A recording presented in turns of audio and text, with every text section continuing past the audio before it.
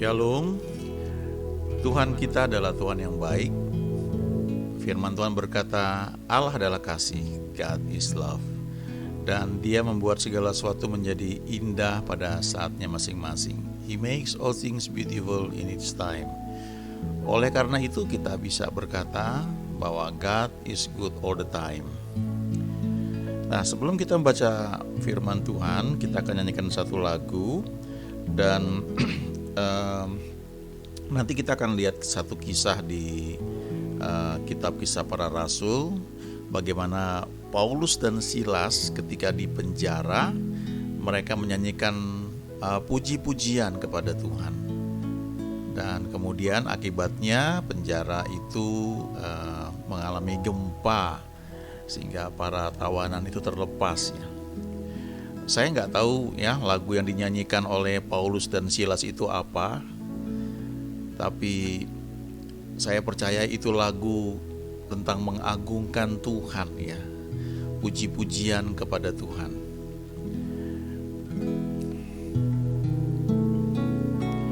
Kau sungguh indah tiada taranya, sungguh menakjubkan, sungguh ajaib untuk dimengerti, lebih dari semua yang ada. Hikmat-Mu tiada terselami, kasih-Mu dalam tak terduga. Kau sungguh indah tiada taranya, mulia dan berkuasa.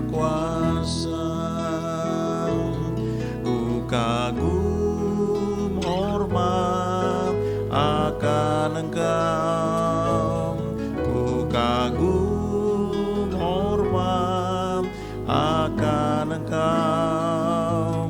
Kau Allah yang layak dipuji, ku kagum akan Engkau. Ku kagum hormat akan Engkau, ku kagum hormat akan Engkau. Kau Allah yang layak dipuji, ku kagum akan Engkau.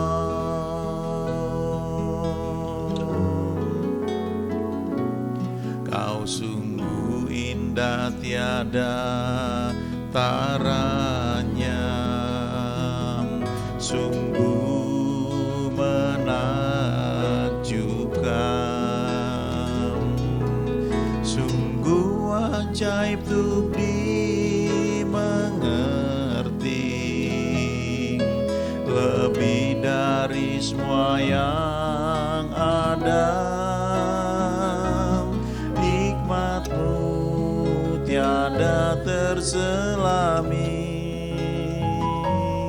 kasih-Mu dalam tak terduga. Kau sungguh indah tiada taranya, mulia dan berkuasa. Ku kagum hormat akan Engkau, ku kagum hormat akan Engkau. Kau Allah yang layak dipuji, ku kagum akan Engkau. Ku kagum hormat akan Engkau, ku kagum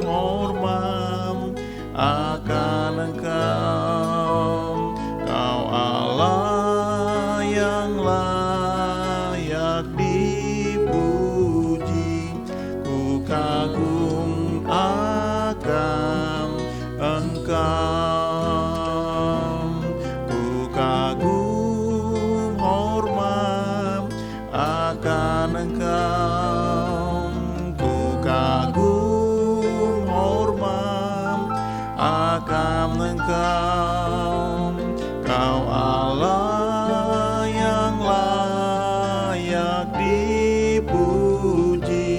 Ku kagum akan Engkau, ku kagum akan Engkau, ku kagum akan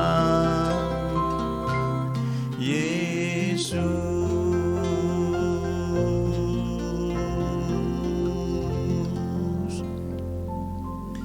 Saya kira ini salah satu lagu yang sangat bagus, sangat baik, karena dalam lagu ini ketika kita nyanyikan, kata-katanya hanya mengagungkan tentang Tuhan. Ya, nggak ada di situ permohonan doa, ya, satu keluhan atau jeritan kepada Tuhan. Cuma kata-kata yang meninggikan, mengagungkan nama Tuhan. Dan saya percaya kemungkinan lagu seperti inilah yang dinaikkan oleh Paulus dan Silas. Ya, mereka waktu itu baru ditangkap karena mereka memberitakan Injil. Lalu ada perempuan yang tadinya punya roh tenung, bisa menghasilkan banyak uang, ya, kayak roh peramal, kayak begitu.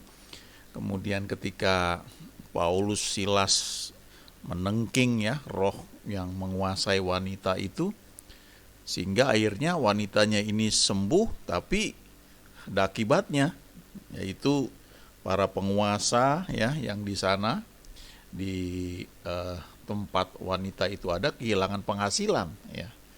Jadi memang ujungnya uang juga akhirnya, ya. Kita bisa baca itu di Kisah Rasul pasal 16, ya, dari ayat 1, ya. Cukup panjang, ya, tapi nanti kita bisa baca masing-masing sendiri, ya, di rumah. Tapi di situ ada beberapa cerita, ya. Ada pertobatan tentang pertobatan Lydia, ya. Lalu khususnya kalau kita baca lebih lanjut lagi, ya, nanti kita akan melihat bahwa di ayat 16 dari Kisah 16 itu apa yang saya sebutkan tadi, seorang hamba perempuan yang mempunyai roh tenung, ya. Jadi punya kemampuan untuk menenung, ya, atau mungkin juga termasuk ramalan-ramalan, dan tuan-tuannya memperoleh penghasilan besar. Lalu ketika Paulus mengusir, ya, roh tenung yang ada dari perempuan itu, lalu roh tenungnya itu keluar. Tapi kemudian orang-orang melihat bahwa tadinya bisa menghasilkan uang karena orang-orang datang ke perempuan itu untuk minta, ya, mungkin kayak paranormal kayak begitu. Nah, mereka nggak dapat penghasilan lagi, lalu mereka marah, ya, mereka menangkap Paulus. Nah, mereka menangkap Paulus dan Silas, lalu dibawa kepada penguasa, kemudian dilemparkan ke dalam penjara, ya, penjara yang tengah, ya. Tapi yang menarik, ya, kalau kita baca dari Kisah 16 ayat 24, ya, sesuai dengan perintah itu, yaitu ketika Paulus dan Silas itu diperintahkan untuk ditangkap, ya, kepala penjara memasukkan Paulus dan Silas ke ruang penjara yang paling tengah dan membelenggu kaki mereka dengan pasungan yang kuat. Nah, lalu ayat 25-nya ini, ya, yang tadi saya katakan. Tetapi kira-kira tengah malam Paulus dan Silas berdoa dan menyanyikan puji-pujian kepada Allah, dan orang-orang hukuman lain mendengarkan mereka. Nggak ada alat musik, nggak ada AC, ya, hanya suara aja nyanyi, ya, memuji ke Tuhan, dan dalam kondisi yang nggak nyaman karena mereka di penjara, kakinya dipasung, ya, dipasung itu bukan sekadar dirantai, ya, tapi dimasukkan dalam satu ya seperti rantai fungsinya, tapi artinya kakinya itu dijepit, nggak bisa bergerak, ya. Tapi toh mereka tetap bisa memuji Tuhan, dan kemudian dampak dari pujian mereka itu terjadi gempa bumi yang hebat, Ya, gempa bumi yang luar biasa sampai sendi-sendi penjara itu goyah, dan luar biasanya seketika itu juga semua pintu terbuka, lalu terlepas semua belenggu ya mereka. Dan akhirnya kepala penjara itu kaget melihat pintu-pintu penjara terbuka. Dia langsung ambil pedangnya, dia mau bunuh diri karena dia pikir orang-orang hukuman itu telah melarikan diri, jadi tanggung jawab dia. Tapi Paulus berseru dengan suara nyaring, "Jangan celakakan dirimu, sebab kami semuanya masih ada di sini." Lalu ayat 29, kepala penjara itu menyuruh membawa suluh, ya, membawa obor, lalu berlari masuk dan dengan gemetar tersungkur ia di depan Paulus dan Silas. Ya. Ini luar biasa ya kisah ini kalau kita renungkan, ya, dahsyat sekali. Nah, tapi yang menarik yang ingin saya mau sampaikan, ya, penekanannya pada kali ini adalah di ayat mulai ayat 30, ya. Kisah 16 ayat 30. Apa yang dikatakan di situ, ya? Ia mengantar mereka keluar, yaitu kepala penjara itu, sambil berkata, "Tuan-tuan, apakah yang harus aku perbuat supaya aku selamat?" Nah, ini pertanyaannya, ya. Lalu jawab Paulus dan Silas nih, ya. "Percayalah kepada Tuhan Yesus Kristus dan engkau akan selamat, engkau dan seisi rumahmu." Lalu Paulus dan Silas memberitakan firman Tuhan kepadanya dan kepada semua orang yang ada di rumahnya. Dan pada jam itu juga kepala penjara itu membawa mereka dan membasuh bilur mereka. Artinya nih mereka ya luka-luka ya, kayak dicambuk begitu ya, didera ya istilahnya itu. Ya, bayangkanlah dalam keadaan seperti itu mereka bisa memuji Tuhan di tengah malam tanpa alat musik, tanpa ruangan yang ber-AC, ya, tanpa karpet, ya, jauh dari kenyamanan, tapi toh mereka bisa memuji Tuhan, ya. Nah, selanjutnya dikatakan seketika itu juga kepala penjara itu dan keluarganya memberi diri dibaptis, ya. Ketika Tuhan Yesus naik ke surga, dia memberi perintah kepada murid-muridnya, ya, untuk menyampaikan kabar baik, beritakan Injil. Siapa yang percaya dan dibaptis akan diselamatkan. Ya, kata diselamatkan itu diambil dari kata sozo, ya. Kata itu diterjemahkan di Alkitab itu dengan pengertian-pengertian tidak hanya selamat dari suatu kecelakaan, tidak hanya selamat artinya ada jaminan dari Tuhan bahwa kita bersama dengan Dia senantiasa, tapi juga itu berarti kesembuhan, keadaan yang baik, itu arti kata sozo, ya. Jadi kepala penjara ini ketika mendengar kabar baik yang disampaikan oleh Paulus dan Silas, seketika itu juga ia dan keluarganya memberi diri dibaptis, ya. Jadi setelah percaya kemudian dibaptis. Ayat 34, lalu ia membawa mereka ke rumahnya dan menghidangkan makanan kepada mereka, dan ia sangat bergembira bahwa ia dan seisi rumahnya telah menjadi percaya kepada Allah. Seringkali, ya, ayat 31 ini kita kutip, ya, kita pegang. Percayalah kepada Tuhan Yesus Kristus dan engkau akan selamat, engkau dan seisi rumahmu, ya.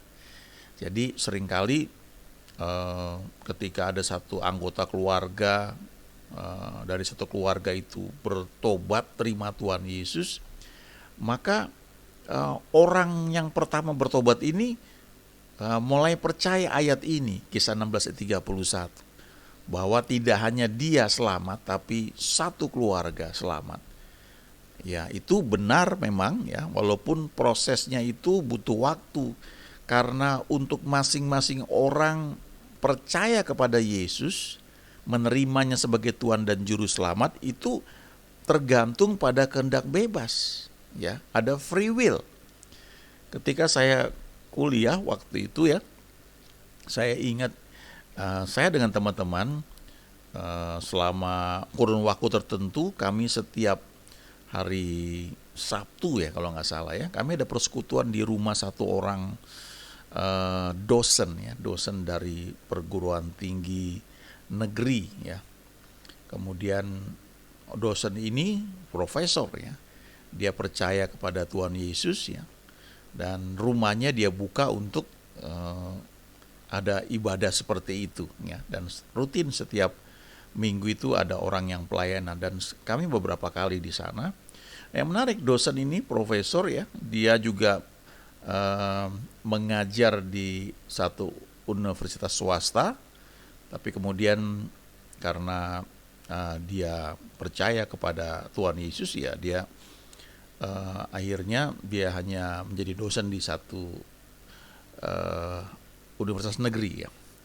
Nah, yang menarik adalah ternyata di belahan dunia yang lain, anak-anaknya ada yang satu di Amerika, ada yang di Eropa, ya di berbagai penjuru dunia itu mereka juga terima Yesus tanpa saling kontak satu dengan yang lain. Salah satunya anak dari profesor ini adalah dosen saya, ya. Menarik sekali. Jadi ketika mereka itu rutin setiap tahun tuh pulang ya untuk berkumpul ya, untuk satu tradisi ketika mereka merayakan hari raya, mereka berkumpul bersama-sama. Dan ketika mereka berkumpul, ternyata mereka semua masing-masing sudah terima Tuhan Yesus. Ada yang dari Amerika, ya, ada yang dari Eropa. Yang sampai saya lulus itu tinggal satu aja, ya, dosen saya yang di Bandung yang waktu itu belum percaya kepada Tuhan Yesus. Ya. Jadi ayat ini memang luar biasa. Cuma untuk selamat itu tergantung kepada kita masing-masing. Jadi kalau dalam satu keluarga ya kita percaya kepada Tuhan Yesus ya, katakanlah Bapak, Ibu atau teman-teman ya percaya pada Tuhan Yesus, tapi anggota keluarga yang lain belum. Nah, kita bisa pegang ayat ini, tapi untuk itu terrealisasi butuh waktu. Kita perlu doakan, karena malaikat-malaikat Tuhan akan bekerja sedemikian rupa sehingga masing-masing anggota keluarga itu dibawa pada keadaan untuk mendengar kabar baik, lalu diberi kesempatan untuk percaya atau tidak. Nah, itu kehendak bebas. Waktu percaya, mereka menjadi ciptaan baru. Ya. Langkah selanjutnya adalah dibaptis ya, di ayat 33 dikatakan seperti itu. Nah, pertanyaannya, kalau nggak dibaptis selamat ya? Kalau kita pelajari ya firman Tuhan, keselamatan itu ya terjadi ketika orang percaya kepada Yesus, pada Yesus Kristus. Itu poinnya. Tapi setelah orang itu percaya, maka tindakan selanjutnya adalah dia dibaptis, karena itu baptisan itu menunjukkan kepada dunia roh ya, karena kita ini kan kita melihat dunia yang kasat mata, tapi bersamaan dengan itu di sekeliling kita ini ada roh malaikat ya yang menjaga kita, ada roh jahat dan macam-macam ya. Orang-orang yang bergerak dalam dunia paranormal itu tahu hal seperti ini. Nah, waktu seseorang percaya kepada Yesus dan memutuskan untuk dibaptis sesuai dengan firman Tuhan, maka itu satu tindakan seperti tindakan profetik ya, tapi tindakan nyata kepada dunia roh gitu, yang mengatakan bahwa saya sudah mati bersama Kristus, oleh sebab itu saya dikuburkan bersama dengan Dia ya. Saya dikuburkan, saya dibangkitkan kembali menjadi ciptaan baru. Jadi artinya manusia lamanya itu sudah dikubur ya, sudah ditenggelamkan gitu ya, lalu menjadi ciptaan yang baru. Jadi dengan kata lain, sejak saat itu maka dunia roh itu ya, alam roh itu melihat ya bahwa kita yang percaya pada Tuhan Yesus dan dibaptis itu sudah terputus hubungan dengan dunia. Itu pengertiannya sebenarnya baptisannya. Tapi yang saya mau tekankan adalah percayanya itu yang paling penting. Karena ada penjahat di samping Yesus waktu disalibkan, dan dia memutuskan untuk percaya kepada Yesus karena dia bilang, Yesus, ingatlah akan aku apabila engkau nanti datang sebagai raja. Dan Yesus berkata, hari ini juga engkau bersama dengan aku di Firdaus ya. Nah itu beberapa hamba Tuhan mengatakan Firdaus itu seperti serambinya surga ya. Jadi halaman depannya ya sebelum masuk ke dalam. Tapi artinya itu sudah ada jaminan, walaupun orang itu nggak sempat dibaptis ya. Jadi baptisan sendiri sebenarnya kalau tidak didahului dengan percaya kepada Yesus ya nggak ada gunanya ya. Baptis itu tindakan iman setelah kita percaya pada Tuhan Yesus. Nah, kata selamat itu seperti yang saya katakan tadi ya. Artinya di situ tidak hanya selamat nanti waktu kita ketemu Tuhan ya, kita sudah diselamatkan, sudah punya kepastian ya untuk bersama dengan Dia, tapi juga selamat itu berarti sesuatu yang kita perlukan selama kita ada di dunia ini. Nah, pada waktu seorang itu terima Tuhan Yesus, di 2 Korintus 5 ayat 17 dikatakan bahwa ia menjadi ciptaan baru. Yang lama sudah berlalu, yang baru sudah datang. Lalu Yohanes 1 ayat 12 sampai dengan 13 dikatakan, semua orang yang menerima Yesus diberinya kuasa supaya menjadi anak-anak Allah. Siapa itu anak-anak Allah? Yaitu mereka yang percaya dalam namanya, dalam nama Yesus.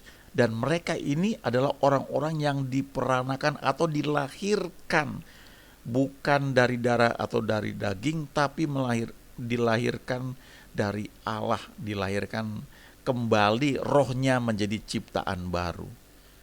Ya, itu sebabnya ketika kita sudah terima Tuhan Yesus, sejak saat itu ya, kita punya satu keinginan untuk berubah, bertumbuh. Dulu waktu saya terima Tuhan Yesus itu zaman Alkitab tuh ya buru-buru yang kayak sekarang ya. Sekarang sudah ada di gadget, tapi zaman dulu kan belum ada. Dulu masih berupa cetakan.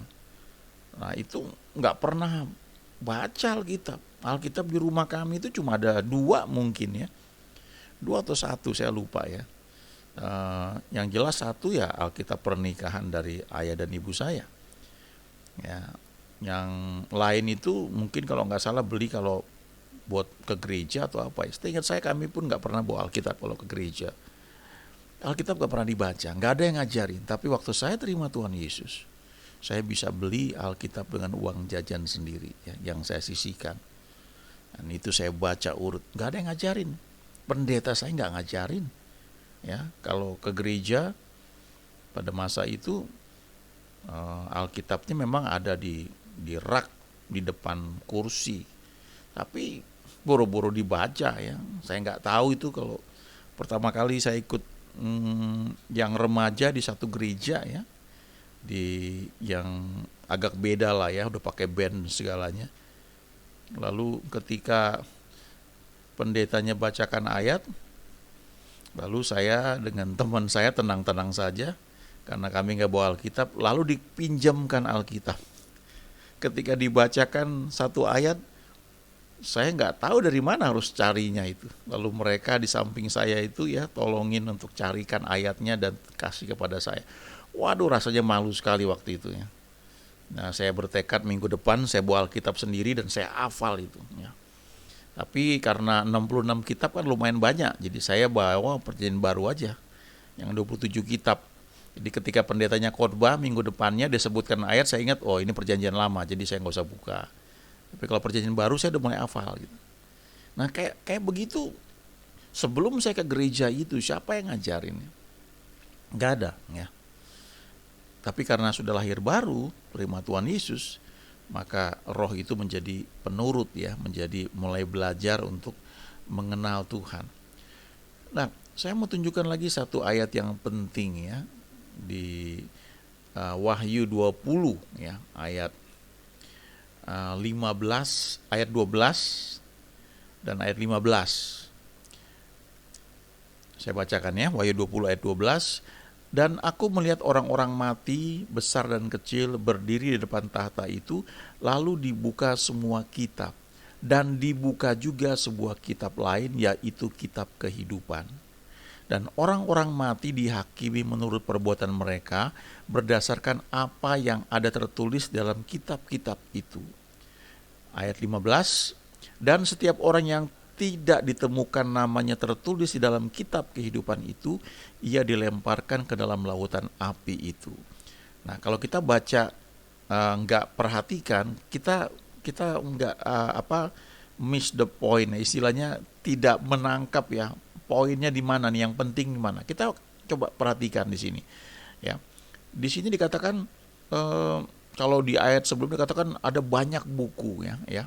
Karena dikatakan di sini, dan aku melihat orang-orang mati besar dan kecil berdiri di depan tahta itu, lalu dibuka semua kitab, artinya banyak kitab. Dan dibuka juga sebuah kitab lain, yaitu kitab kehidupan. Artinya ada banyak kitab, lalu ada satu kitab kehidupan.